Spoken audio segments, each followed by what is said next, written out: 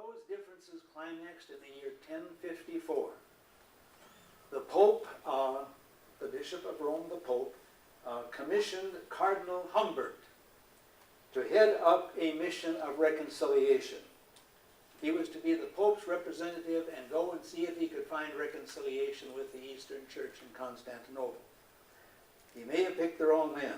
Humbert was a former monk. He had been at Cluny. He was now an archbishop and not inclined particularly to diplomacy. Humbert and his fellow envoys came to Constantinople, obviously engaged the patriarch of the church there in some conversation, finally made his decision as to what was the final word. And Humbert, Cardinal Humbert and the delegation marched into Hagia Sophia, the church, at worship, marched through the congregation up to the altar, laid on the altar a bowl of excommunication for the Eastern Church, marched out the back door, and then shook the dust off their feet as the congregation jeered. It was a bad, bad moment in history.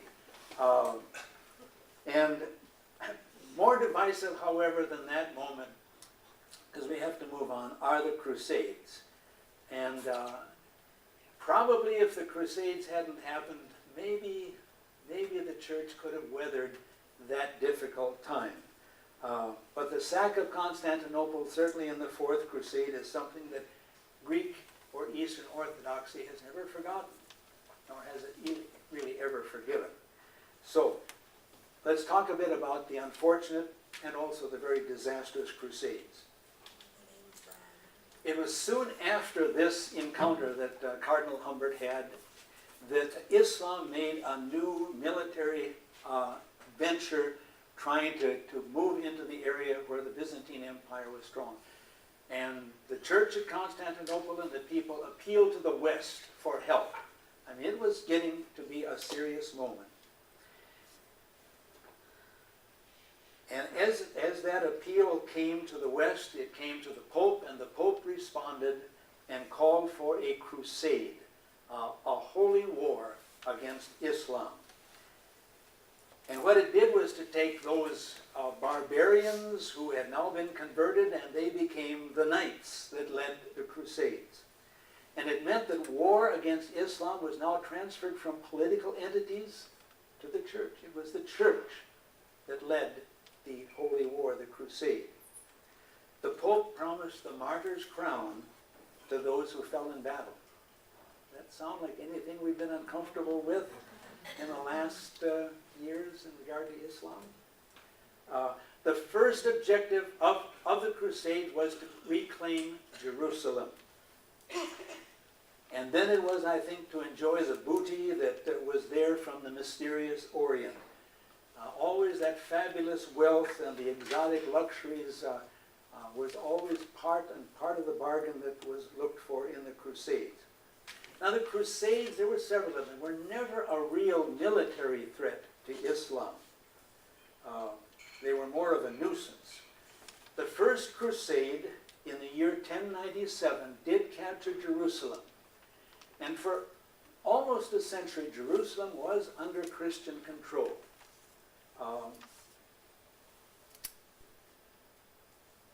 However, that lasted at most a century, and Islam recaptured Jerusalem, took it back again, and Western Christianity has really always felt a humiliation in the fact that it was not able to move into Islam and to make inroads to reclaim the holy city and Jerusalem. But the Crusades have given great offense to the Islamic people, and they still do. I think there's still been references made. I think in Vern's class, I think there too may have been some reference that there are those who still speak about what that meant as an insult to Islam. The Crusades went on for 100 or more years with various efforts. But the one I'd like to focus on is in 1202, plans were laid for a fourth crusade. It was to be an initial attack on Cairo, Egypt, and then they were going to move up into Jerusalem. And a partner in this crusade was to be the merchants of Venice who were commissioned to build the ships that would carry the Crusaders across the Mediterranean to Cairo. Unfortunately or fortunately, the numbers just did not appear for participation in the crusade, and so they changed their direction. And with Venice's leadership, they moved the focus of the crusade from Cairo and Jerusalem to Constantinople. And within a short span of time moved in and devastated the city of Constantinople and the Eastern Church. It wreaked havoc. It trashed the Christian world's wealthiest and most cultured city. And so as a result, Orthodoxy was left for centuries with a fury against the Western Church that it is really never forgotten. I clipped a quote out of somebody who wrote about just a few lines out of that trashing of Constantinople. Neither monasteries nor churches nor libraries were spared. Let's remember, it's Christians against Christians. In Hagia Sophia, drunken soldiers tore silken hangings off the walls, trampled the icons underfoot. Palaces and hovels alike were wrecked. For 3 days, the ghastly scenes continued until the huge and beautiful city was a shambles. The Crusades did untold damage to the Orthodox Church of the East and to relationships between Rome and Constantinople. Now, admittedly, they had Cardinal Humbert had laid that anathema down on the church, but that was pretty harsh. That was very harsh experience for the Eastern Church to endure. Running out of time a little bit, so let me move on and talk a little bit about Moscow, the Third Rome, and pull that together. And by the way, by the time Constantinople, we're going to save that for just a minute. Back to the north in Kiev. Not only did we have this advance and this struggle with Islam, but coming out of the east were the Mongols. Remember the Genghis Khan era? And they moved into the area of Kiev, which forced the church to move from Kiev in its leadership and political leadership to Moscow. And 20 miles outside of Moscow is the city of Zagorsk. Z-A-G-O-R-S-K, which another monastery was built by Sergi that became really the focal point of Orthodoxy for the next centuries. And Ann and I visited Zagorsk in 1988. It is a holy of holies place for the Orthodox people. And it became a monastery, and from there the Monastery of the Holy Trinity, and from there it moved out and they went into the areas of Siberia with the gospel.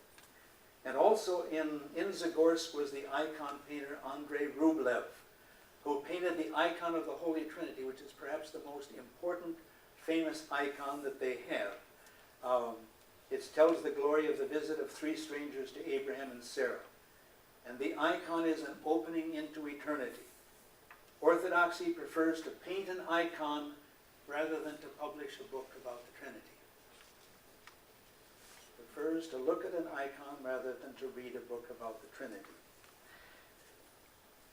Moscow is the Third Rome.